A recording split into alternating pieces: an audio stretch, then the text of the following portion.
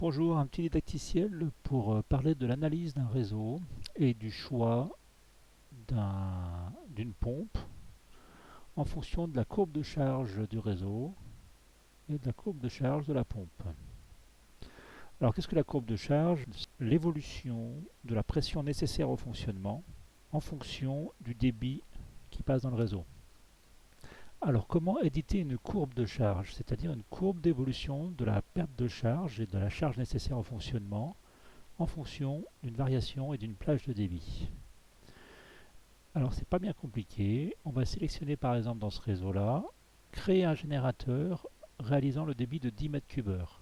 En utilisant cette fonction, on impose au logiciel de créer un générateur théorique qui fournira suffisamment de pression pour générer l'équivalent de la perte de charge du réseau au débit souhaité. Alors pour visualiser cette courbe de perte de charge en fonction du débit, nous disposons d'un outil qui s'appelle le comparateur des courbes de charge du réseau. Pour insérer une courbe de charge, il faut avoir au préalablement enregistré le réseau en question. Donc ici nous avons fait un test débit à 10 mètres cubes heure. Il nous suffit maintenant d'enregistrer ce réseau. Nous allons donner un nom significatif, donc réseau simple boucle à 10 mètres cubes heure dans un premier temps. Nous enregistrons. OK. Et nous utilisons l'outil comparateur de courbes. Alors l'outil comparateur de courbes nous permet d'accéder aux courbes de perte de charge des différents réseaux que nous avons enregistrés. Nous retrouvons d'un côté ici le matériel qui a été enregistré dans la bibliothèque, ça c'est des pompes, et nous avons ici la possibilité d'insérer une courbe de réseau. Alors ici nous allons insérer la courbe de charge d'un réseau enregistré, en l'occurrence juste celui qu'on vient de faire, qui était celui-ci. Et nous voyons donc la courbe de charge du réseau évoluant en fonction du débit. Nous avions sélectionné un réseau pour 10 mètres cubes heure.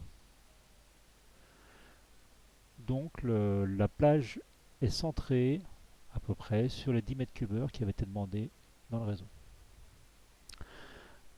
Alors nous pouvons donc comparer cette courbe de charge du réseau avec des courbes de charge de pompe pour voir si elles sont appropriées.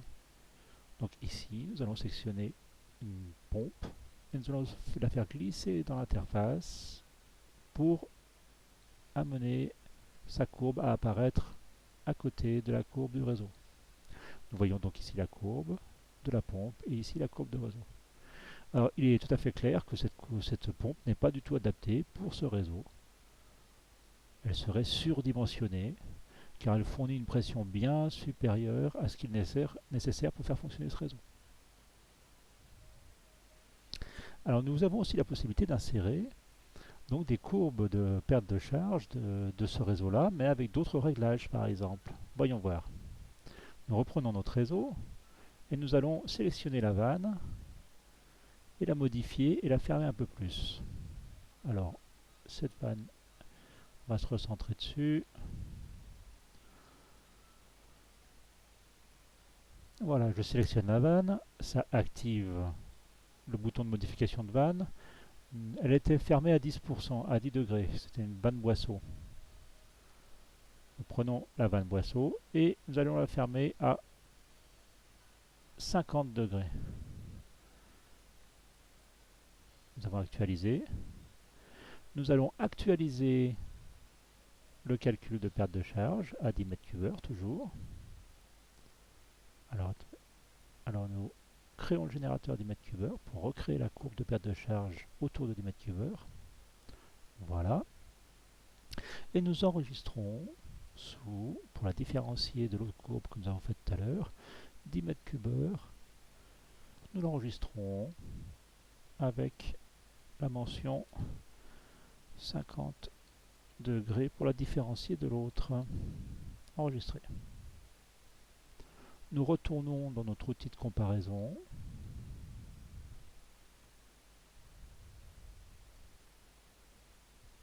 Et nous allons donc chercher cette courbe que nous venons de créer. Elle est ici, 50 degrés. Ouvrir. Et nous la voyons s'afficher à côté. Nous voyons que la vanne plus fermée demande une perte de charge bien plus importante et que son évolution est bien plus pentue. Alors nous pourrions donc ainsi faire entrer différents matériels pour les comparer à notre système de perte de charge pour sélectionner rapidement la pompe la plus appropriée.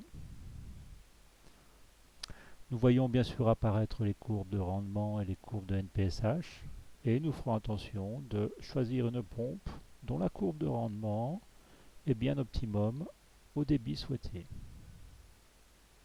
Voilà cet outil donc d'analyse de générateur et de courbe de réseau.